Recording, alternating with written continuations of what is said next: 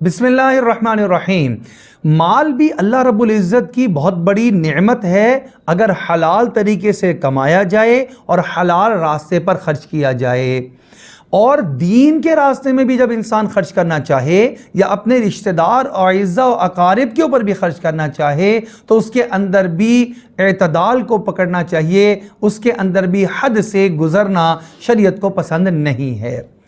ایک صحابی ہیں حضرت ابو لبابہ رضی اللہ تعالی عنہ۔ بنو قریظہ کا جب آپ صلی اللہ علیہ وسلم نے محاصرہ کر لیا تو ان سب نے یہ سوچا کہ ہمیں مشورہ کرنے کے لیے کسی کو بلانا چاہیے۔ ابو لبابہ رضی اللہ تعالیٰ عنہ کے ساتھ ان کے تعلقات بہت پہلے سے تھے، چنانچہ انہوں نے کہا آپ اپنے صحابی ابو لبابہ کو ہمارے پاس بھیج دیجیے، ہم ان سے ذرا مشورہ کر لیں کہ ہمیں اب کیا کرنا چاہیے۔ ان یہودیوں نے کہا، چنانچہ بنو قریظہ کے پاس ابو لبابہ تشریف لائے۔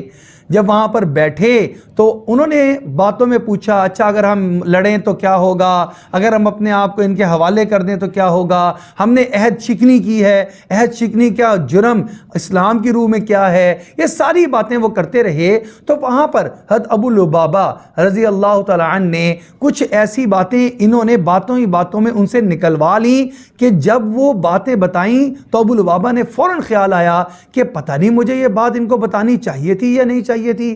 کہیں یہ اسلامی ایک راز ہی نہ ہو اور یہ اس سے اندازہ لگا کر اپنا لایا عمل ہی نہ طے کر دیں۔ چنانچہ میری تو ان سے اسلام میں مسلمان، یہ کافر، میری ان سے خاندانی تو تعلقات ہیں لیکن اس کے علاوہ کوئی ہمدردی نہیں ہے۔ تو ایک دم احساس ہو گیا، فوراً واپس اٹھے اور کہا میں اور تم سے بات نہیں کر سکتا۔ آ کے نبی اکرم صلی اللہ علیہ وسلم کو بتایا، یا رسول اللہ صلی اللہ علیہ وسلم، مجھ سے وہ گفتگو میں باتیں پوچھتے رہے، سوالات کرتے رہے، تو میں نے ان کو ایک جواب ایسا بھی دے دیا کہ مجھے لگا یہ مجھے نہیں دینا چاہیے تھا، اب مجھے اس کا بوجھ ہے، اس کے لیے مجھے کفارہ دینا ہے۔ کفارہ یہ ہے کہ میں اپنے گھر کو بھی مسلمانوں کے عمومی فائدے مفاد عامہ کے لیے وقف کرتا ہوں، اور میرا جتنا مال ہے یہ سارے کے سارے کو میں اللہ کے راستے میں خرچ کرنا چاہتا ہوں۔ اب دیکھیں کتنا بڑا جذبہ ہے سارے مال کو خرچ کر دینا، لیکن ہر ایک کے لیے یہ بڑا جذبہ نہیں ہے۔ کوئی ابو بکر صدیق اور کوئی عمر فاروق ہوتا ہے جس کی طرف سے سارا مال قبول کر لیا جاتا ہے،